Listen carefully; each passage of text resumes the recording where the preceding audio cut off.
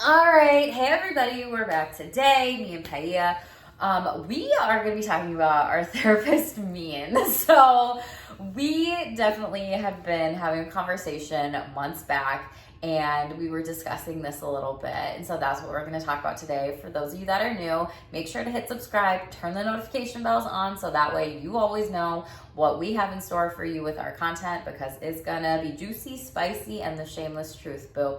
So before we even got on, I asked Paia, I was like, what the fuck? I didn't say fuck, but I'm like, what the fuck was our inspiration for this? Like, why did we want to record this one again? Was it because there was shit going down in the therapist Facebook groups? Yes, that's a fucking Probably thing. like, was it social media? Like, do you remember like why we wanted to talk about why therapists are so mean to each other and how that's something that we don't discuss much? Yeah, I think a lot of our inspiration is from the groups that we see, because as therapists, we hold ourselves to very high standards. And if other therapists don't meet that standard, we're very mean to the ones that we feel that are not up to that standard, and we start shaming them. Like, there's so much shame in the therapy field and therapists. I'm telling you, I told you this, we are some of the most judgmental people towards each other. Yeah.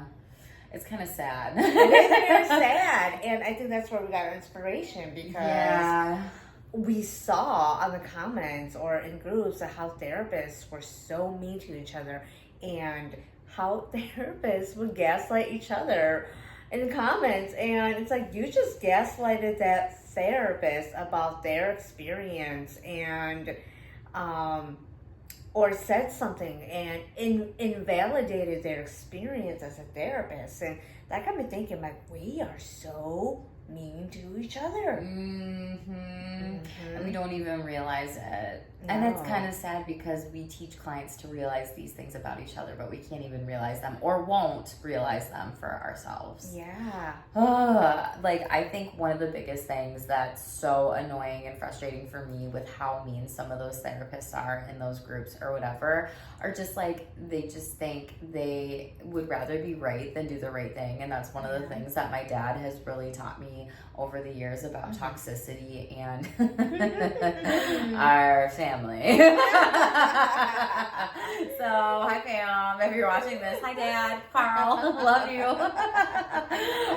But I think what those words were so powerful and impactful, and I was like, holy shit, that comes up in the therapy field so much. And it comes up not only with families and people that are maybe therapists meeting with families, working with families, whatever, couples, and or just very, maybe even stubborn clients, but that also shows up in therapists too. Yeah. And I think a lot of people just want to be so fucking right.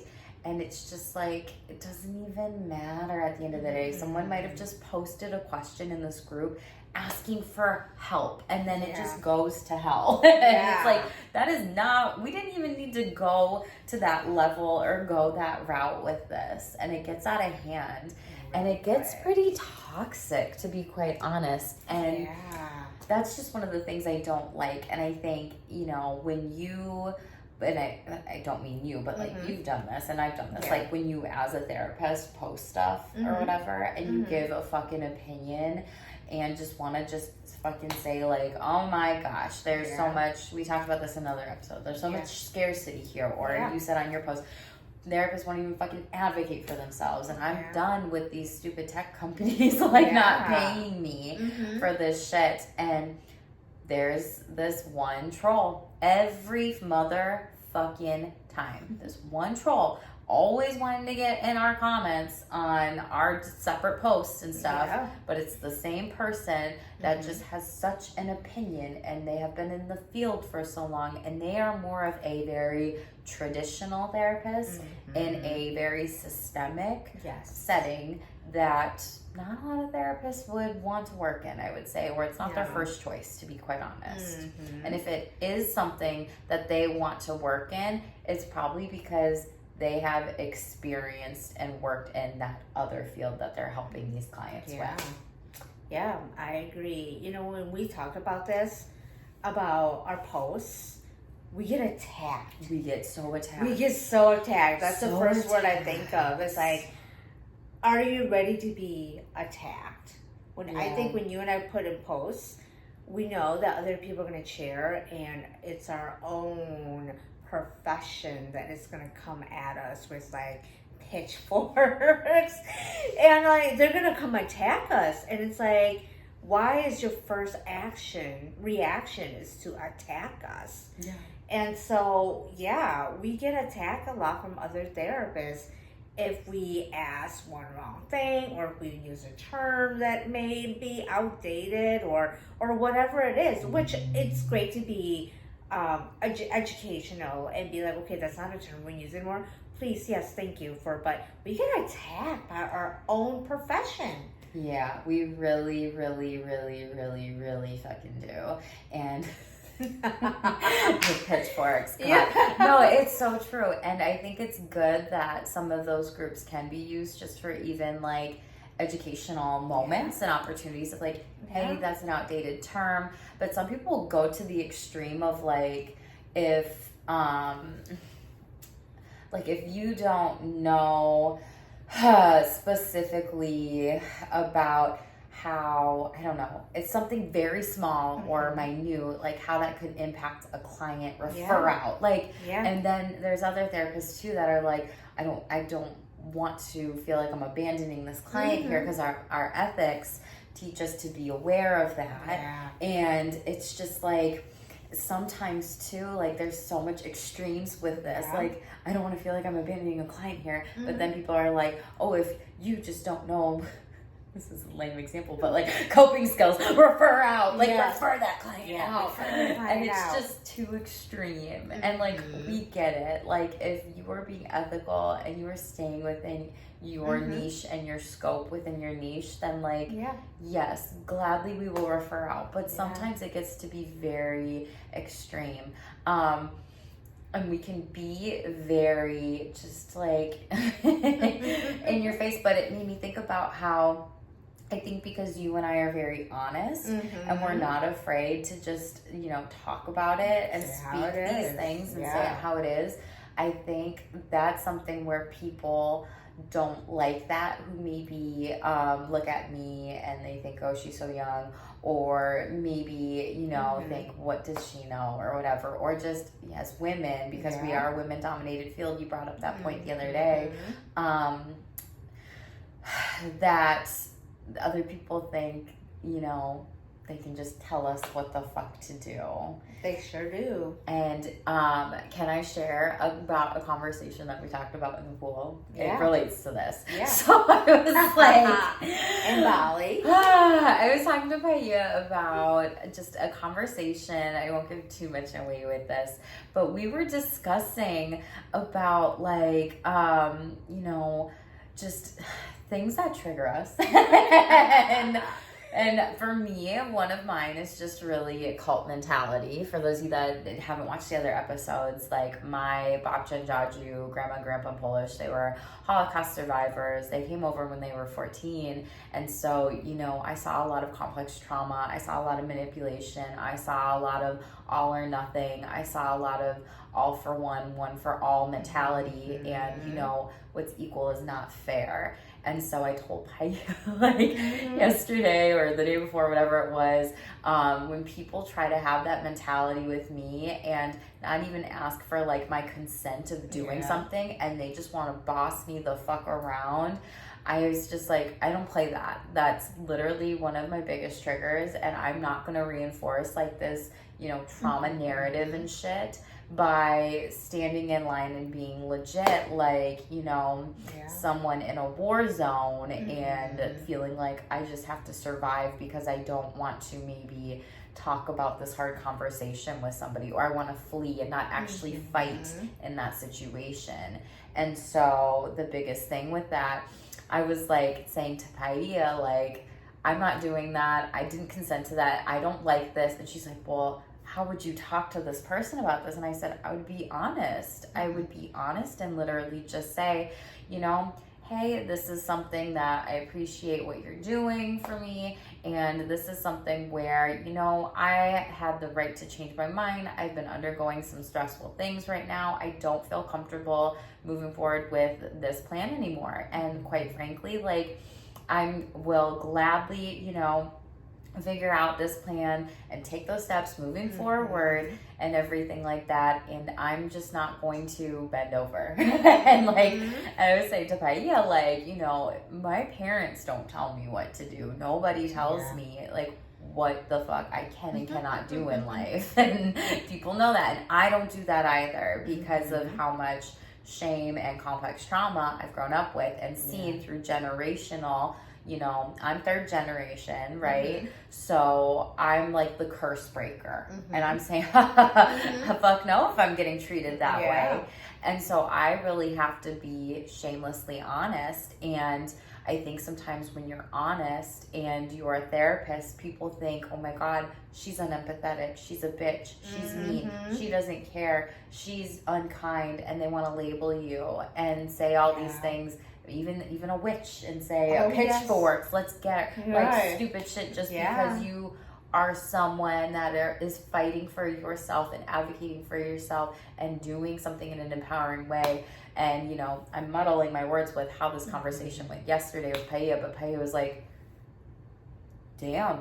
You're a badass. I wouldn't yell, you know, I wouldn't, you know, get frustrated. I would say, you know, honestly, it's been a fucking nightmare. And I would use humor, you know, as a diffuser when it comes to conflict sometimes to just be very tactful and just know sometimes when a lot of people are under stress, like just even cracking a joke can be a helpful tool. Like, am I going to use that to escape from this hard conversation? No, but can I use that to leverage and build a bridge?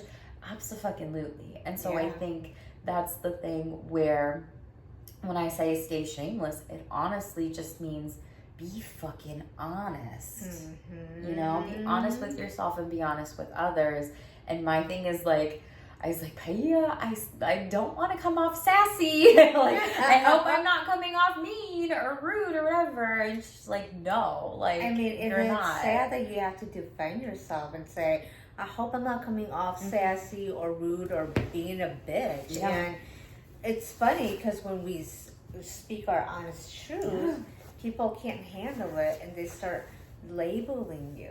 And I think, especially in our field, we've been taught to really put others ahead of us. We've been conditioned to really put ourselves last. And when we start thinking, you know what, I want to put myself first, my well-being, my mental health. We're mental health therapists. And if we can't put ourselves first, what good are we for our clients? And once we start talking that way, other therapists are going to say, how dare you think that you are more important? And yeah, I am important because at the end of the day, if I can't do this, if I can't be my best self, my clients suffer. My clients suffer, my family suffers, my friends suffer because I'm not well for myself. And in our field, as helpers, we have to help ourselves before we can help other people. Put that life mask on first. You gotta put that. You gotta put the mask on. And unfortunately, we've been told to put the mask on for other people before we can put it back on before we can even focus on ourselves. Martyrdom syndrome. Be the martyr. Like if a plane were to come, like you should be the one that dies. And cater to your clients and cater to the field. And it's like other people don't even do that. No, and why are we the field that has to martyr ourselves for others? I think it's shame. No, honestly, I think people think, oh, because you're a therapist, you're nice and you can get taken advantage of. But then when you are a kind therapist and you actually set boundaries and do these things and actually do your work, then people are like, oh, you can't fuck with her. Like, if you're a nice person, then you're going to placate to other people. Be a people pleaser. You're going to say, okay, I have 24/7 clients. You just completely run my life here. I love this. This is great. Like, no, we're not fucking robots. We can't do No, that. we're not. And when you are someone that's modeling these boundaries, whether or not it's clients or other therapists or other people in your life, they may or may not like it, and they do have to respect it. And I think that's one of the things, because people think, well, you are just meant to be there. And I think family members also get that twisted too. Well, she's the therapist of the family, so you should talk to her. No, you should ask her for a referral or them for a referral, you know?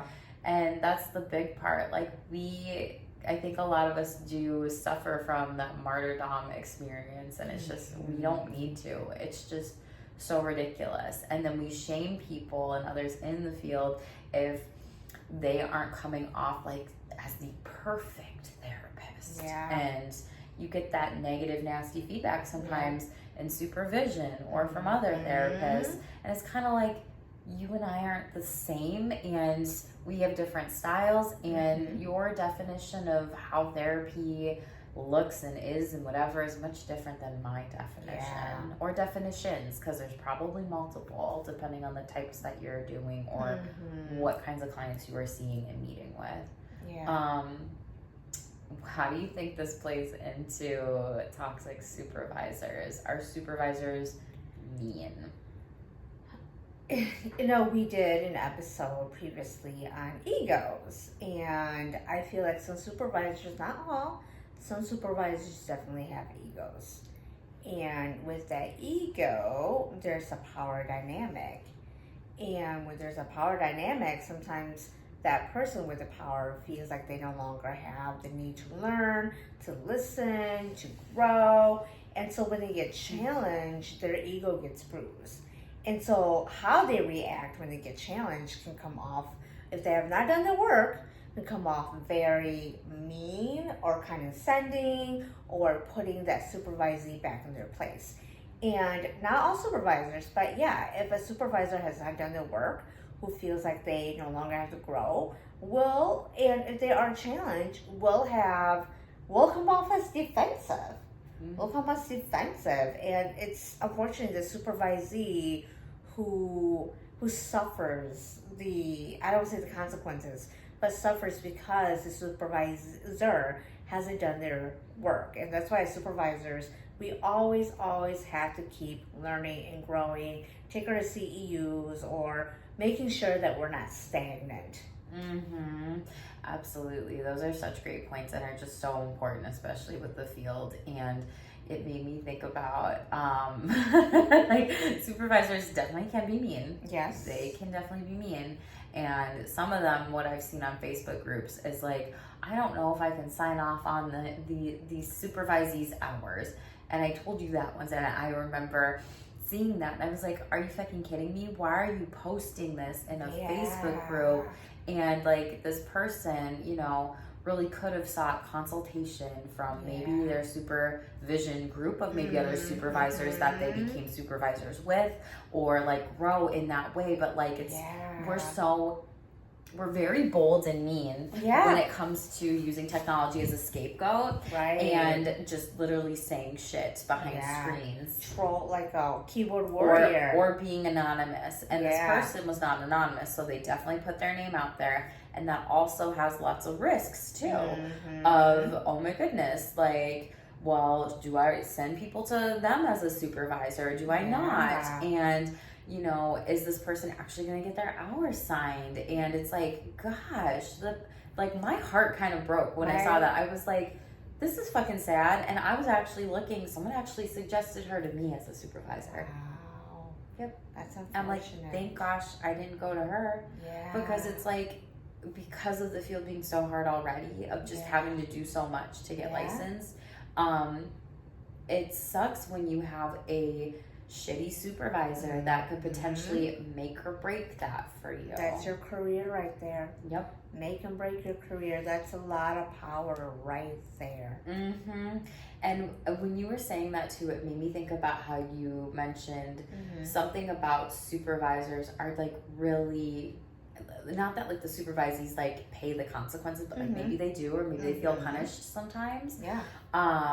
it made me think about, like, our supervisors, do you think they're, like, hyper vigilant trying to find something wrong with pre-licensed clinicians? Like when nurses go to nursing schools and in undergrad, they have to take these very specific hard courses to really know if to vet them, if they can be a part of this or not. Do you think supervisors subconsciously do that, whether or not they even know they're doing it? I think they do. And they think, I have the power to do this. I have the power to do this. What if you have a supervisee that just practices different from you? Yeah. Or has a sense of humor. Or has a sense of humor or a different background growing up, so they see things in a different light. Yeah. Versus a supervisor. And what if the supervisor challenges that? And it's like, you know what? I don't agree with that. I mean, that's so much power to have. And say, you know what? I don't agree with you, so I'm not going to sign your hours. I mean, as a supervisee, at times it almost felt like you had to like stuck up like with your supervisor, because that's 2-3 years right there that they are, that's an investment right there. It's like a boss. It's literally like a boss. If you say one wrong thing, I mean, they could say, you know what, I would hope that not all of them, but some who haven't done the work can use that power trip and ego to really, really set their supervisees, make them feel like they're not worthy or good enough, and not give their hours. Absolutely. And that's just scary and sad and just, ugh. And like when I had been in supervision stuff in the past, like I was listening to a TED Talk one time when I was interning, and it was talking about like stop telling pregnant, they used the word women at the time, so this is not my word, but pregnant women or pregnant people nowadays, what they can and cannot do with their bodies. And there was some stuff in regards of this TED Talk person. She was discussing about how people smoked back in the day and people drank and their children wasn't diagnosed with like FAS or certain types of things. And I was like, that's a really interesting perspective. And I was just discussing this TED Talk and I was like, I'd be interested in the future if there would ever be research on pregnant people, drinking or smoking nowadays and just admitting that. And, research is anonymous and whatever. And my supervisor, and I hated going to this supervision, hated it so much, was just not like me and favorited the other person. And so I didn't like that. And so I felt really awkward and I just did not like going. Like I would cry before going to supervision. And so I was like, I'd be curious if there was ever any research on that, if anybody would ever, admit to that and just if it was still, confidential and stuff. And this supervisor and this other intern at this time, this pre-licensed, clinician, whatever, both laughed at me and they both laughed in my face. They were like, and then the other was like, yeah, there's never gonna be research on that. You'll never get that research. And I'm like, there's a fucking TED Talk that's talking about it right now. Sorry, like y'all made me feel really fucking stupid right there. I didn't realize that's what we're doing in supervision today. Let's pick on Jackie and make her feel dumb and look dumb. Awesome. I'm not gonna talk anymore. And so it's like, if that's what you're saying, like as a supervisor to a pre-licensed clinician that then is going out and seeing people for the rest of the day. It's just fucking mean. And you're not emotionally present with your clients because you're replaying that. It's like, wow, that incident happened to me, and am I competent? Am I a good enough and therapist? You're like, am I dumb? Am I dumb? Should I even be seeing this? Sorry, I even posed this question.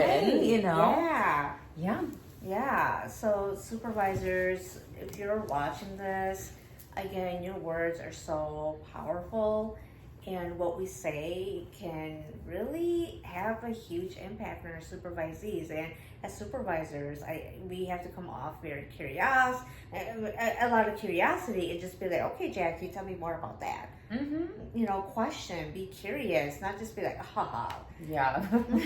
And I was like, well, and if someone asked me that, I would be like, well, yeah, I'm pursuing like sex therapy education, you know, this summer. This was years ago, right? So I was told by someone else who was doing the sex therapy route, or she was interested in it. She gave me the best feedback in grad school and said, make every paper or every project that you do about sex and research and whatever. I was like, oh, that's awesome. Okay. And then I had so many hours of driving with internship in the car that I was like, I may as well learn something. Let's learn about some TED Talks up in here. And so that was the one I listened to, and I was just starting a conversation, but I didn't realize I would get so shamed and like, you know, saying inadvertently, like, you're stupid. Like, whoa. Yeah. Not that they said that. That's how it came off. And even if I said something and I wanted to, like, I did not choose my battle there.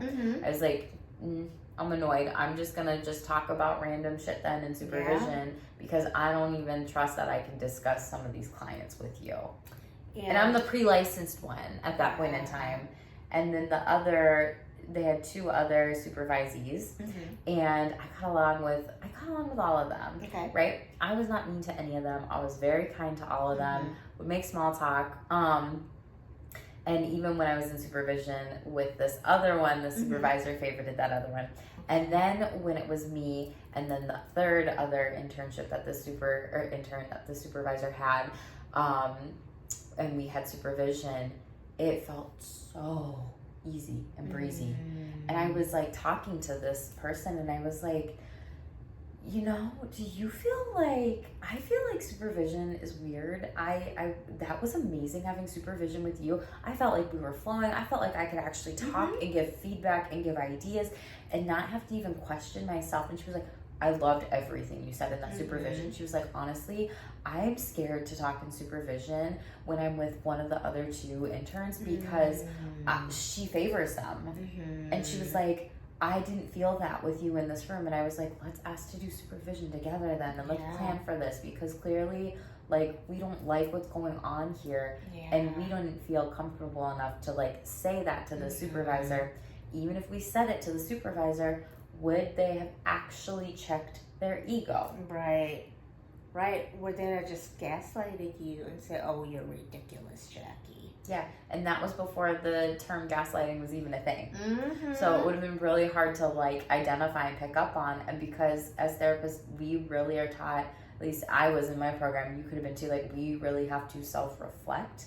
And because of that, you think about your time in the field and you self-reflect so much to the point of, like, times that you've experienced that harm and you're like, I would never, ever fucking say something like that if I was a supervisor to a supervisee, or I would never say that to a client, or I would never say that to another therapist. Like, I'm not just fucking, who's got time to just fucking troll people like on the internet? So any other thoughts on, like, toxic supervisors or, you know, that in particular? You know, when I think of, like, supervisors being, you know, therapists being mean, I think of us like doing this to each other. Like, how dare you? Like, I can see them do like, how dare you? God, like, a lot of the shame. Like, how dare you think you're better than the rest? The shame one growing up. Shame, or like, how dare you? And, you know, therapists, in order to be better, we have to start talking about this. We really have to start talking about it, being honest. I know some of you are probably going to be like, oh yeah, these 2 are talking about this, but we have to talk about this, and that's the only way to change and to change the narrative and be honest. Because the thing about our field is we always tell our clients to do this, to that, and yet when it comes to us, why can't we have these conversations?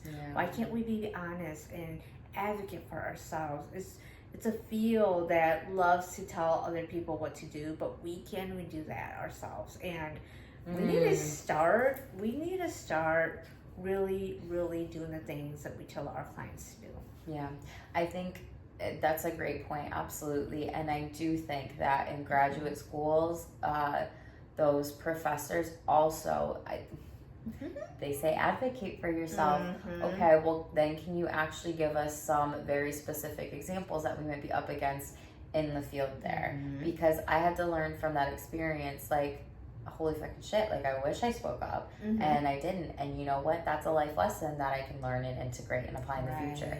But I learned, I did internship twice, so I left that one and I actually failed it. Don't care. YOLO. Not a good fit. It was a blessing in disguise, okay? And that's the lesson there. And I was interviewing for, I interviewed twice for the same internship. And this other company gave it to me the first go around, but I denied them. Yep. And I was like, I'm just going to say, fuck it. Try it again. Apply for this.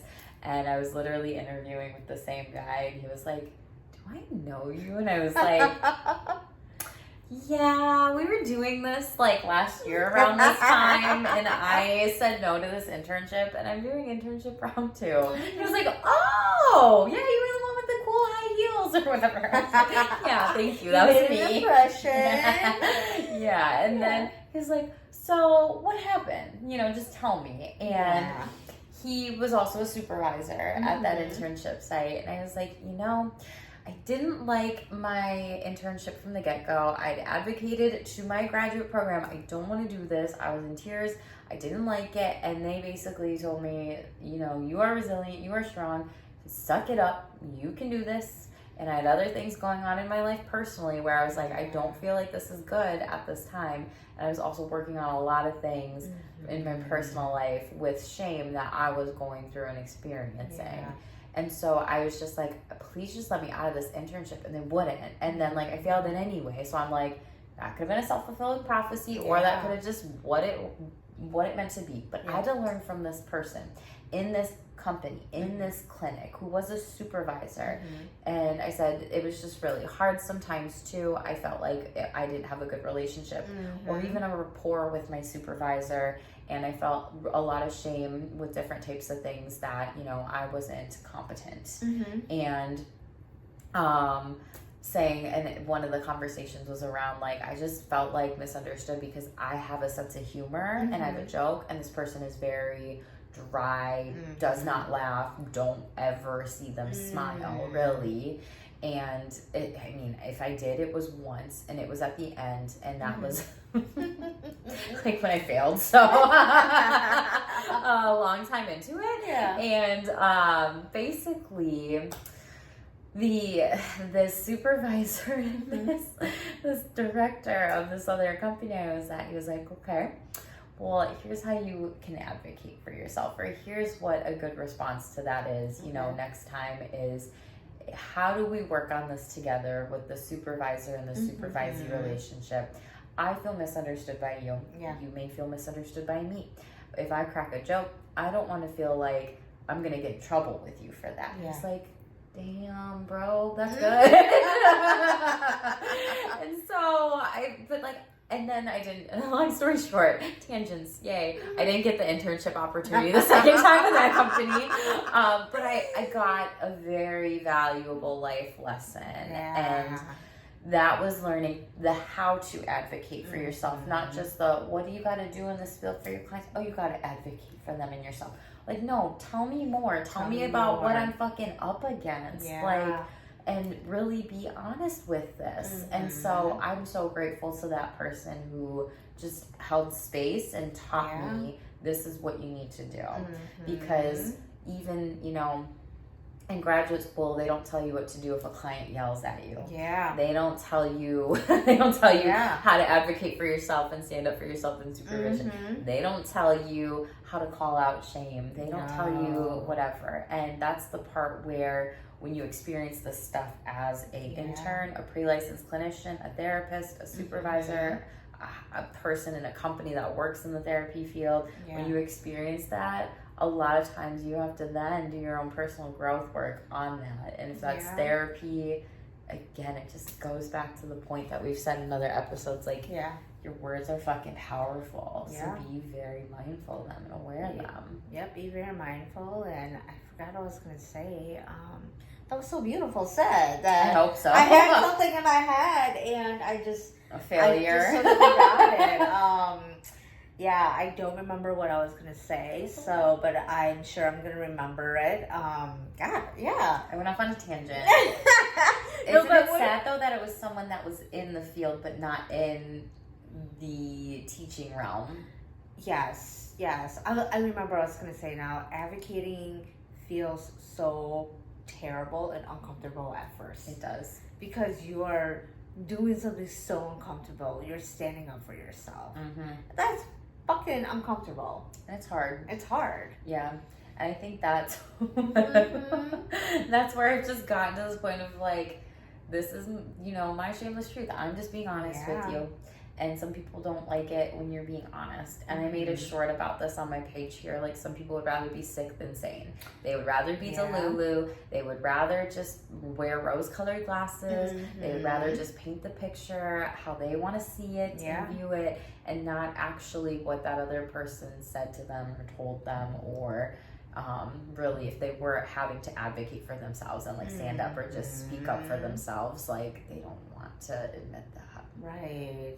I think it can be very empowering and disempowering. It could be disempowering and then it could be empowering, or it could be empowering and disempowering too. Yeah, that's why I say, like, you really have to be mindful of picking and choosing your battles. And just like, do you even have the emotional capacity to fight that battle that day?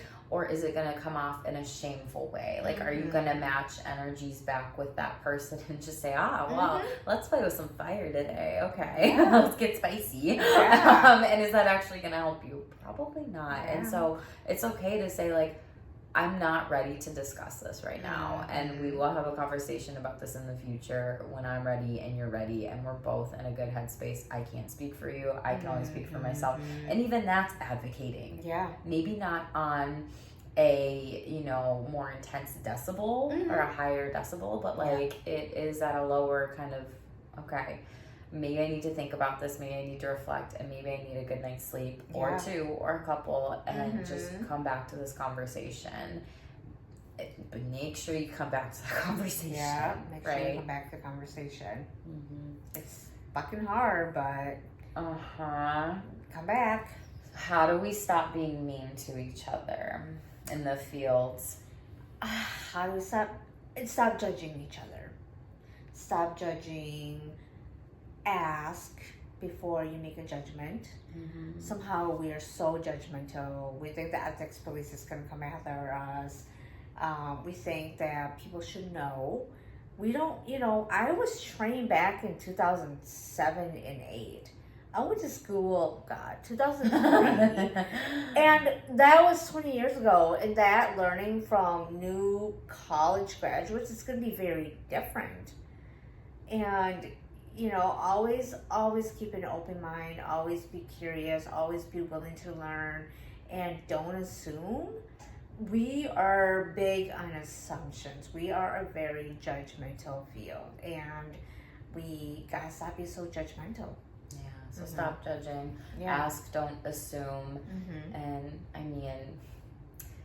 be aware too of like not only what you're saying, how you're saying it, as well as what you're writing and how you're writing it. Like, because even in these groups or people's posts, people can come off a certain way, and it's like, if you don't know that person, you never had a conversation with them, and they've never had a conversation with you, and you're gonna put something pretty risky out there that could be judgy or shamey. It's kind of like, think twice. Would you want that person to react at you, or would you want that person to respond to you? And which one are you doing, and what would be the different way to respond shamelessly versus react shamefully in those moments?